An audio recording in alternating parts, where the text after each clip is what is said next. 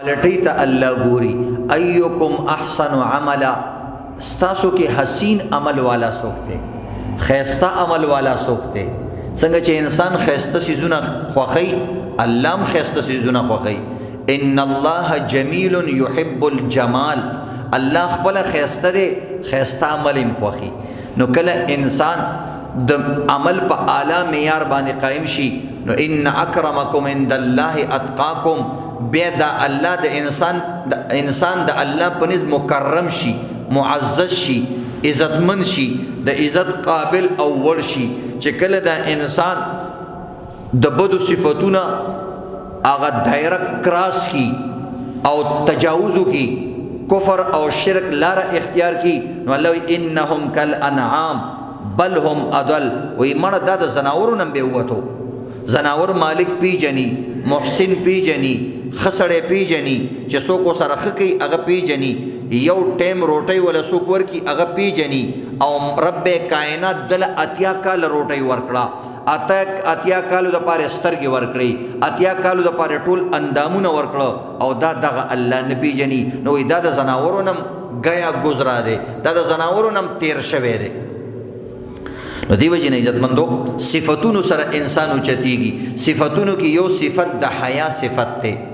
تاسو ګوره هندستان کې هغه مسکان یو جنې دا هغه د عزت आवाज وکړو هغه د حیا आवाज وکړو هغه د حیا صادر پسر کو او د هغه خلق سیکولر خلق د هغه بی عزت خلکو مخامخ سینه سپر شوا مخ ته ودرېدله یو جنې دا خدان کې غیرت پیدا کو یو جنې دا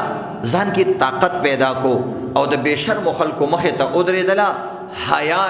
او د عزت صادره پسر را واچو انو دا د ټولو هغه جنکو او د ټولو هغه خلکو چې د چا په سر باندې د عزت صادر نشتا چې د چا په مخ باندې د عزتمندو لباس نشتا د هغوی په مخ باندې یو لوی سپېړه ورکړه دې ته د مسلمان لور وای او داسې جنکۍ او داسې خلک صدیانو کې چرته پیدا کیږي نو عزتمندو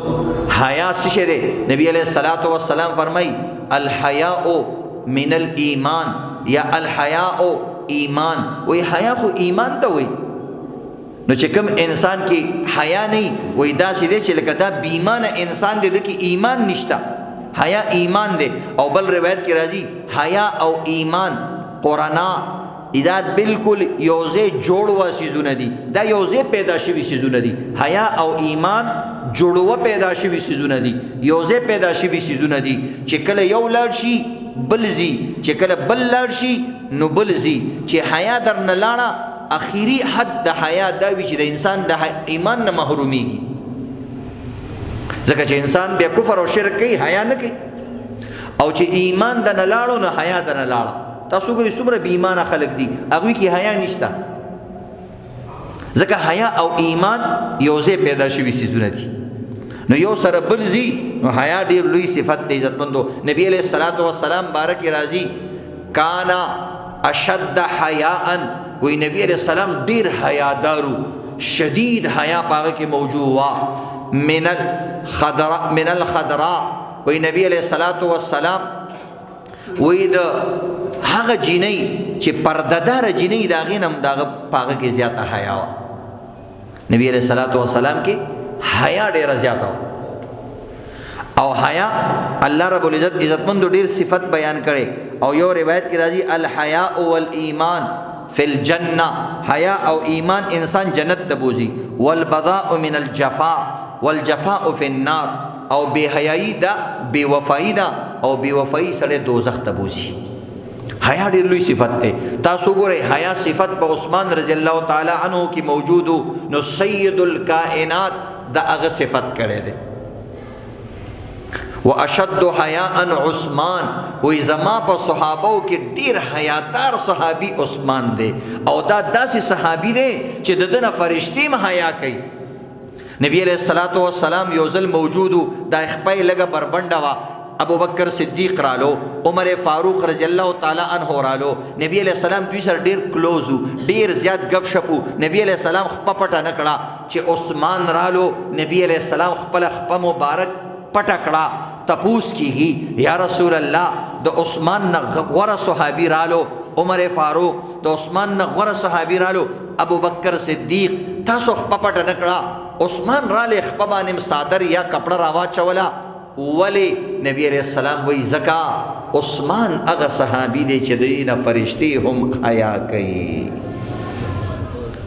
عثمان رضی اللہ تعالی عنہ ما پټول عمر کې خپل شرمګام نه دلیدلې ما شرمګام نه دلیدلې نو دی وجه نه عزت مندو نبی علیہ الصلوۃ والسلام وی کزما ډیری لوریان هم وې ما به یو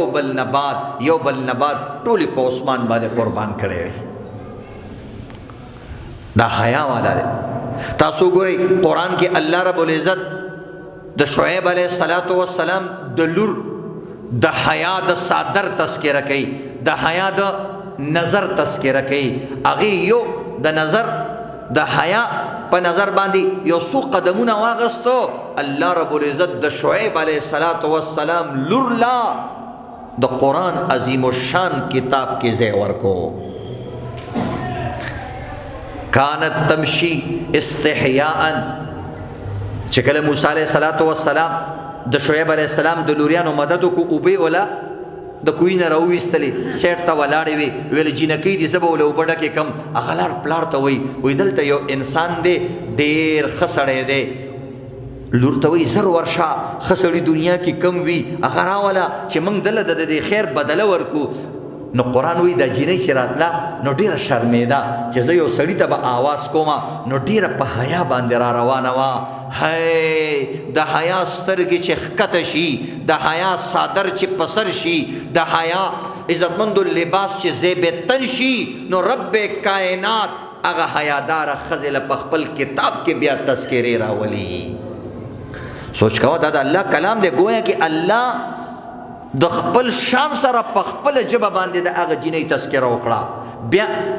دغه قرآن چې نازل شو نو د ټولو نه اول جبریل الامین دغه آیاتونه وویل دغه جینۍ تذکره د جبریل په جبه باندې بیا محمد رسول الله باندې قرآن نازل شو اول قرآن سید الکائنات ویل دغه جینۍ تذکره د سید الکائنات په جبه بیا دا قرآن ابو بکر ویل دی د هغې د حیا تذکره د ابو بکر په جبه بیا دا قرآن عمر ویل دی دغه جینۍ د حیا تذکره د عمر په جبه د حسین په جبه د حسن په جبه د زبیر په جبه او دا شان د ټولو اولیاء او د ټولو مسلمانانو په جبه باندې دغه جینۍ تذکره وشوه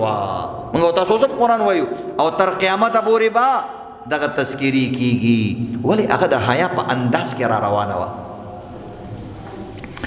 او الله رب العزت دغه جینۍ بیا د موسی علیہ السلام ټبر او کور والا وګرځوله موسی علیہ السلام ورته وی شعیب علیہ السلام چې خدمت دې 9 کاله وکړو دا جینۍ دله درکو نو حیا عزتمند دومره لوی سیز دی او الله رب العزت قرآن او حدیث کې د حیادارو خلکو تذکرې کوي وای حیادار خلک کم یو دي یغضوا من ابصارهم چې خپل د حیا سترګې لاندې ساتي او یغضضن من ابصارهن هغه جنکې دي چې هغوی خپل نظرونه ښکته ساتي بې حیا سره څوک ښایسته کېږي نه تاسو ګورئ کومه کیله چې د خوشه کې دننه وي او پوستکي کې دننه وي د هغې بیل حیثیت وي او کومه کیله چې کولاوه پرته وي د هغې بیل حیثیت وي هغې باندې مچان کیني کومه ټافي چې کولاوه وي هغې باندې مچان کیني کومه ټافي چې بنده وي هغه عزت سره خرڅېږي دا ماسک دا پرده او دا صادر دا د ښځې عزت زیاتوي او په دې باندې تاسو وګورئ دنیاوي اعتبار سره موږ ګورو چې کومه جینۍ پټوي هغې پسې دا ټول خلک نظرونه کوي چې دا به څنګه او دا به څنګه د دې به خپه څنګه د دې به سترګې څنګه د خلکو نظرونه هم هغې پسې ځي او چې کومه روانه نو هغه هر یو څیز وایي مړه هغه چینګه پوزه ده او هغه اوږده شان پوزه ده شیرونه به یې ویل فلاني به یې ویل ډینګرې خو اوس معلومه شوه فلانې او ډینګرې او داسې داسې نو دا خلک داسې څیز ته توجه کوي او الله عزت پیدا کی نو عزتمندو حیا د انسان عزتمند کی بہتر کی وہی حسن والوں کو سنورنے کی ضرورت کیا ہے حسن والوں کو سنورنے کی ضرورت کیا ہے سادگی میں بھی قیامت کے ادا لگتے ہیں چکم حسن والا اللہ یوسس کی حسن ہی خی دا حیا حسن د عزت حسن د انسان چې تک تورم وي د کې عمل وي د په دې تور رنگ کې رڼا وي او نورانیت وي. نو چې کوم الله رب العزت د دین او د اعمال و حسن یو انسان لور کی سادگی میں بھی قیامت کے ادا لگتے ہیں. اگر سادگی کی د قیامت پر شان باندھے لگی انسان حیران ہے. دی وجہ عزت مندو دا حیا و دا عزت صادر نبی علیہ الصلوۃ والسلام فرمائی لا ایمان له لمن لا حیاء له. وی اگر سڑی کی ایمان نشتے چیز چاہ کے حیا نبی. اور نبی علیہ الصلوۃ والسلام فرمائی چکلا اللہ رب العزت ان اللہ عز وجل اذا اراد ان یہلک عبدا نزع منه الحیاء. وی چکلا اللہ رب العزت یو انسان ہلاکول غواړي بربادول غواړي وی دا اغا انسان نه یا دا اغا قوم نه حیا لري کی. مطلب حیادار سړی اللہ رب العزت نه بے حیا کوي. تاسو ګورئ کنه د انسان چې ګیره سپینه شي نو دا ګیرم انسان کې یو حیا راولي. هله ویګره سپین ګیره زما ګیره دا وای زه دا کار نشم کولای. دا سپینه ګیره یو حیا دا په انسان باندې سپین د بزرګۍ صادر راواچي. نو رب کائنات وی سپین ګیره انسان چې کله ما ته لاس اوچت کی نو یې چې خالی لاس واپس کوم نو مالم حیا راځي. ځکه د سره د حیا صادر دی. حیا د چلوي چیز دی. بهرحال عزت مندو دا یو خبره چونکه کرنٹ ایشو په دې باندې خلکو خبره کوله. اوس هندستان کې او په بعضي ملکونو کې په دې کې د حیا او د بے حیايي د لپاره باقاعده جنکی راوتی دي. بعضي د حیا او بعضي بے حیا. نو الحمدلله اوس هم دنیا کې داسې خلک موجود شته داسې ښځې موجود شته چې هغه واقعي د خوښۍ چې موږ باندې د حیا صادر پروت دي. الله رب العزت موږ دغه کسان حیادار او ښځو سره زمون مستقبل جوړ کی یا زمون خزی دی الله هم دغه شان حیاداری اوساتی یا که چا ودونه نه کړي الله دې حیاداری جنکی هغه ته نصیب کی. او چې چا کې حیا نشته الله دې هغه کې حیا پیدا کی. ځکه ماحول ټول خرابېږي. عزتمندو مختلف خبرې مونږ تاسو ته بیان کې د دې وجې نه کوو. یو موضوع بل موضوع چې په یو وخت کې تاسو ته مختلفې فائدې یاد شي. د مینې محبت کمې راغلی دی. رور سره مینه نه کوي خور رور سره مینه نه کوي. مطلبي اشنایان دي. مطلبي اشنایان خپل مور هغه مور چې د هغې په تقدس په خلکو قسم خوړلو د هغې په سر باندې به چې چا لاس کېغوستلو دروغ به نه ویل د هغې په سر باندې به چې چا لاس کېغوستلو